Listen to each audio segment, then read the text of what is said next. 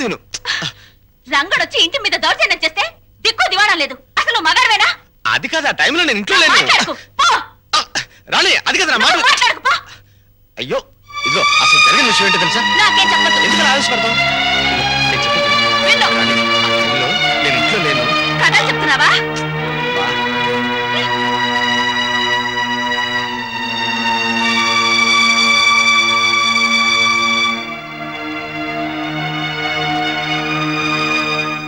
వచ్చేసారు అత్తయ్య. బాగున్నారా మావయ్య? నువ్వు బాగున్నావమ్మా? నేను బాగున్నాను. ఏమండి, ఎవరు వచ్చారో చూడండి. అత్తయ్య మావయ్య వచ్చారు. గౌరవనీయులైన నాన్నగారు, ప్రియమైన అమ్మగారు, పర్మనెంట్ గానే వెళ్ళిపోతున్నామని పెద్ద పౌరుషంగా వెళ్ళిపోయారు. ఎక్కడికి వెళ్ళినా టెంపరీ స్వాగతమే లభించిందన్నమాట. ఏమన్నా అంటే ఆత్మాభిమానం. అన్ని చచ్చినా ఆత్మాభిమానం మాత్రం చావలేదు. అత్తయ్య,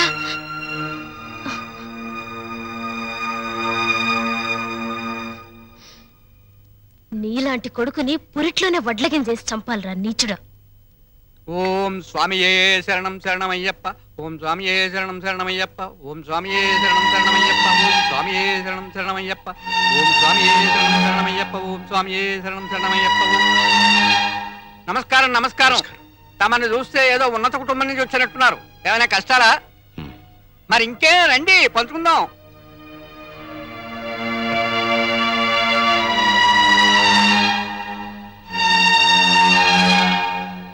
రఘురామయ్య గారు, మీరు చెప్పిన దాన్ని బట్టి మీ కొడుకులు ఒట్టి బుద్ధి లేని వాళ్ళు అని తేలిపోయింది. ఆస్తి మీ స్వార్జితం అంటున్నారు గనక మీరు రాసిన వీలునామా చెల్లదు అని ఒక్క నోటీస్ కొట్టండి. ఆస్తి మీ చేతికి వస్తుంది. దెబ్బకి వాళ్ళకి బుద్ధి వస్తుంది.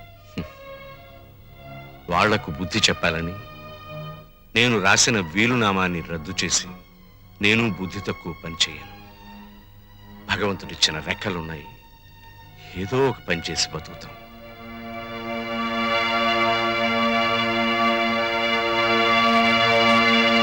కొడుకులకు ఆస్తి పంచాల్సి వస్తే ఏ తండ్రైనా తన వాటా ఏమిటో ఖచ్చితంగా తెలుసుకోవాలమ్మా. అప్పట్లో ఏముండి పిల్లల్ని పెంచి పెద్ద చేశాం, ఇప్పుడు ఆ మాత్రం మాకు మేము సంపాదించుకుని బతకలేమా అన్న ధీమా శుద్ధ తప్పు. ఒక వయసు వచ్చాక మనసులో ఆవేశం ఉంటుంది తప్ప పూర్వంలా కష్టపడే సత్తా ఒంట్లో ఉండదమ్మా.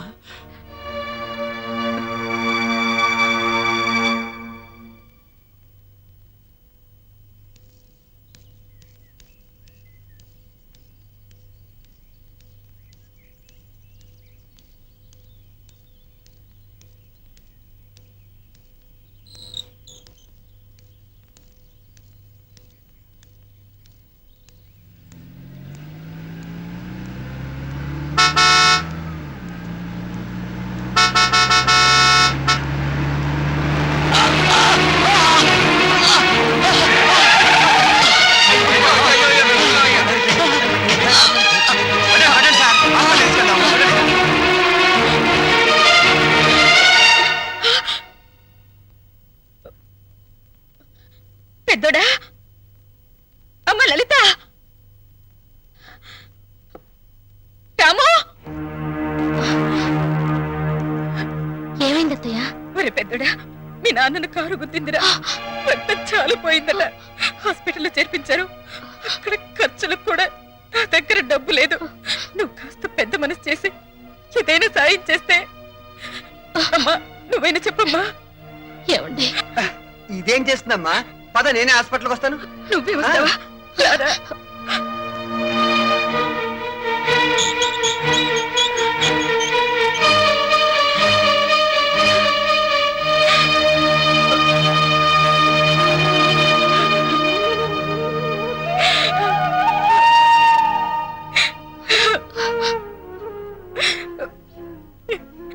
ఎలా బ్రతికిన ఆయన ఎలా అయిపోయారో చూసావా?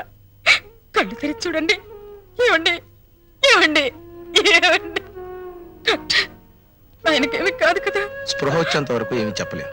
అయ్యో, అంతవరకు మీరు ఆయన డిస్టర్బ్ చేయకుండా ఉంటే బెటర్. అమ్మా,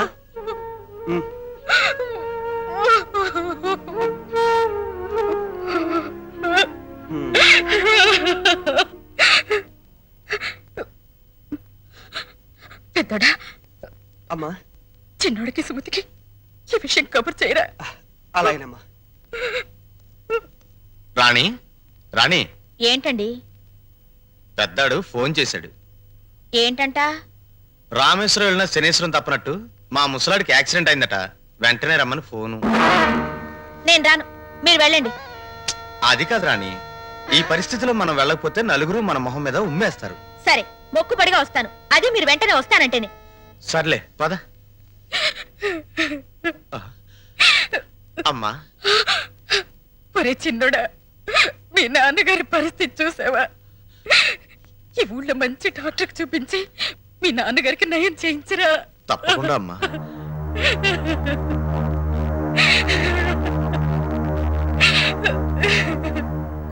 పెద్దోడా, డాక్టర్ గారు ఏమన్నారు? ఇది ప్రయోజనం లేని కేసు అన్నాడ్రా. అసలు ఏం జరిగిందిరా? నాన్న ఏదో ఆఫీస్కి ఉద్యోగం కోసం వెళ్ళాట, తిరిగి వస్తుంటే యాక్సిడెంట్ అయింది. ఉద్యోగానిక? ఉమ్. మన బతుకులు బజార్ పాలు చేయడానికి తప్పితే ఈ వయసులో ఆయనకు ఉద్యోగాలు ఎందుకురా? సార్, ఈ మందులు పట్టండి. ఇదిగో.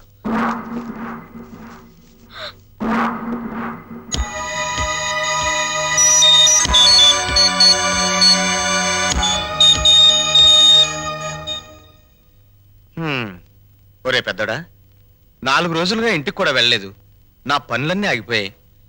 నాన్నగారి దగ్గర నువ్వు ఉండు, అవసరమైతే కబురు చేయి, నేను వస్తాను. ఇలాంటి పరిస్థితుల్లో నువ్వు నన్ను ఒంటరిగా వదిలేసి వెళ్ళిపోతే ఎలారా?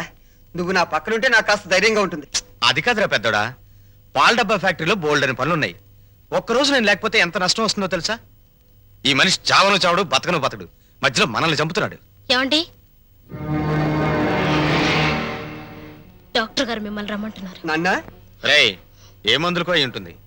ఆ డబ్బుంటే రేపు ఆయన పోయాక దహన సంస్కారాలకైనా పనికొస్తుంది. మిస్టర్ రవి, మీ నాన్నగారి పరిస్థితి చూస్తుంటే ఆయన బతకడం చాలా కష్టం అనిపిస్తోంది. ఈ విషయం ముందే తెలుసుంటే పోయాక వచ్చిండేవాడిని.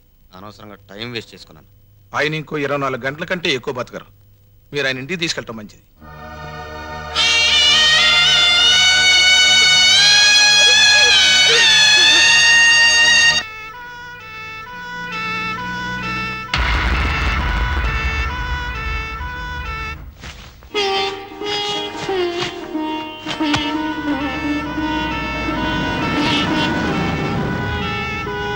అదిగో మీ నాన్నగారు వచ్చారు. ఆ దిండు కాళ్ళ దగ్గర వేయమా, మెత్తగా ఉంటుంది. ఇటివ్వండి. అమ్మా లలిత, కరెంటు పోతుందేమో, విసర్కర వెతుకో. అలాగే అత్తయ్య. నేను వెళ్ళి మీ నాన్నగారిని తీసుకొస్తాను.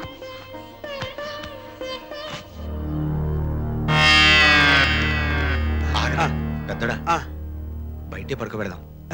ఎవరన్నా చూస్తే బాగోదేమోరా. అది కాదురా, చెడు నక్షత్రంలో పోతే 6 నెలలు కొంప పాడు పెట్టాలి. ఆ సంగతి తెలుసుగా? కరెక్టేరా నువ్వు చెప్పింది. ఉమ్. ఆ,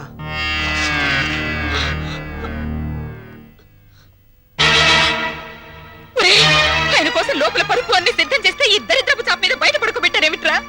లోపలికి తీసుకురండి. ఏమండి, మాట్లాడేమిట్రా? చెప్పేది మీకేరా? ఒరేయ్, లోపలికి తీసుకెళ్లాలన్న విషయం మాకు తెలుసమ్మా, కానీ ఏదన్నా జరిగితే ఏదైనా జరిగితే అంటే అమ్మా, ఆ, పెద్దదాని నీకు తెలీదా? ఎంత గొప్ప వాళ్ళనైనా ఈ పరిస్థితుల్లో ఇక్కడ ఇలానే ఉంచుతారు. చిన్నోడా, ఇదేనా చివరికి? ఇదేనా ఈయనకు ఈ చిక్క చాప? అంతేనా? ఏమండి, చాప పాతదయింది, పారేద్దామండి అంటే వద్దు, దాచిపెట్టు లక్ష్మి అన్నారు. ఎందుకేనా? ఎందుకేనా అంటే ఒరే, చాప మీద దుప్పటి కూడా లేదురా, తల కింద ఎత్తు లేదురా. ఆయన పడుకోలేరురా, ఆయన వల్ల కాదురా, ఆయన వల్ల కాదు. ఒరే, ఆ రంగడికి కబురు చెయ్యండిరా, కబురు చెయ్యండి.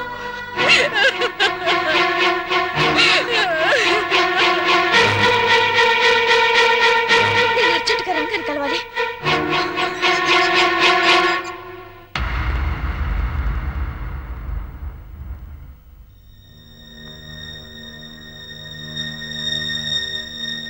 రంగా,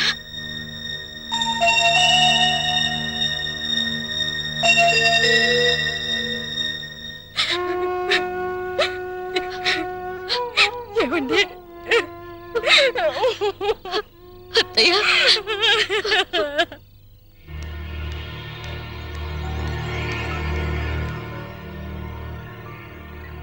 మనం ఇక్కడికి వచ్చి 10 రోజులైంది.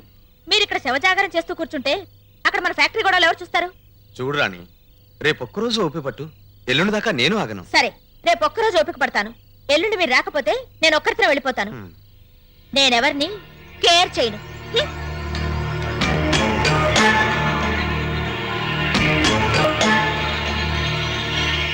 అన్నయ్య, ఆ, పాపం అమ్మ ఏడుస్తోంది.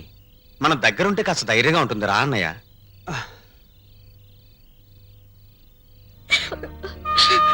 ఊరుకోండి.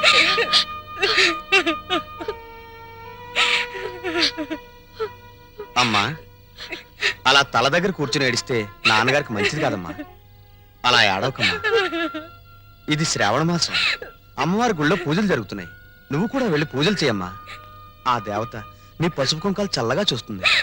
ఈ స్థితిలో నేను వెళ్ళలేనురా. నా మాట కాదనకమ్మా. ఆ దేవుడు కన్న కొడుకుల్ని ఇచ్చినట్టే కట్టుకున్న భర్త ప్రాణం కూడా ఇస్తాడమ్మా. కావాలంటే వదిన్ని చెల్లిని తోడుగా తీసుకుని వెళ్ళమ్మా. నాన్నగారికి అన్నయ్య నేను తోడుగా ఉంటాం. వెళ్ళిరమ్మా, నా మాట విను ప్లీజ్. వెళ్ళిరా చెల్లాయ్, వెళ్ళండి. నాన్నగారి ఆరోగ్యం కుదుటపడితే ఆ అమ్మవారికి వెండి కిరీటం చేయిస్తానని మొక్కుకోండి. నిజంగా ఒట్టమ్మా, ప్రమాణించి నాన్నగారు బాగుండాలే కానీ వెండి కిరీటం ఏంటమ్మా, బంగారు గాజులు కూడా చేయిస్తాను.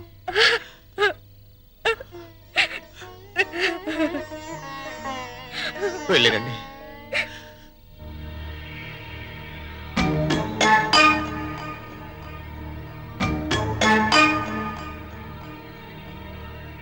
చిన్నాడా, ఏంటి కదా?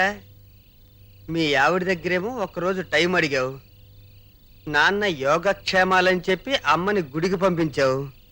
వాళ్ళు అలా వెళ్ళగానే ఈయన ముక్కు దగ్గర ఏలు పెట్టి ఉన్నాడా ఊడిపోయాడా అని టెస్ట్ చేస్తున్నావు. ఏంటోరా, ఈ ఇంట్లో మా ఆవిడ, ఈదిలో నువ్వు, ఈ జన్మకు నాకు అర్థం కారు. నీకు అర్థం అవ్వాలి అంతేగా.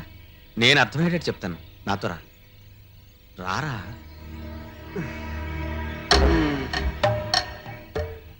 టెన్షన్ పెట్టకరా.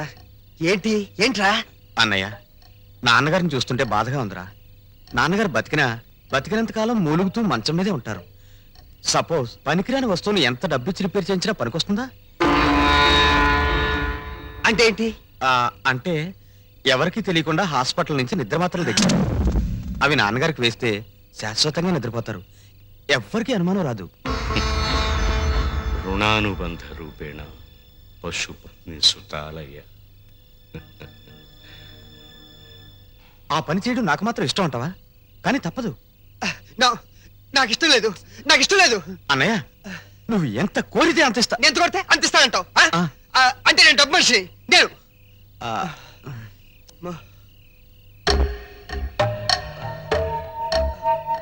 సరే, నీ ఇష్టం చెడితే కన్న తండ్రినే చంపేయాలని చూస్తున్నారంటే ఎంత ఎత్తుకెదిగిపోయారా?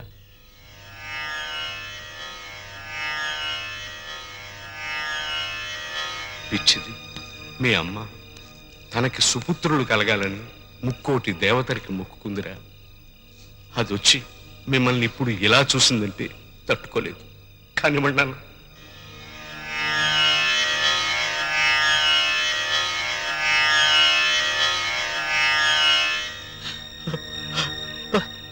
చచ్చాక తల కొరివి పెట్టవలసిన కొడుకును కన్న తండ్రిని బతుకుండగానే చంపేస్తున్నారంటే ఈ గుండె ఆ ఆనందాన్ని తట్టుకోలేకపోతుందిరా. నా కళ్ళనిచ్చి ఆనంద బాష్పాలు వరదలై ప్రవహిస్తున్నాయా? ఏడుస్తున్నావా? ఏడవకు నాన్న. ఇంక నీ కళ్ళ వెంట నీళ్ళే రావు. మా ఏడుపేద మేము ఏడుస్తాం. వచ్చే జన్మలో కూడా నువ్వే మాకు తండ్రిగా పుట్టాలి. మమ్మల్ని క్షమించు నాన్న.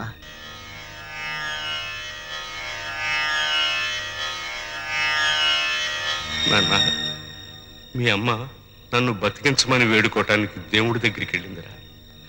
మీ ప్రతిభ తెలియని ఆ దేవుడు తొందరపడి వరమిస్తాడేమో. త్వరగా చంపేయండి నాన్న. మీ అమ్మ తిరిగి వచ్చే లోపల నన్ను పంపించేయండి.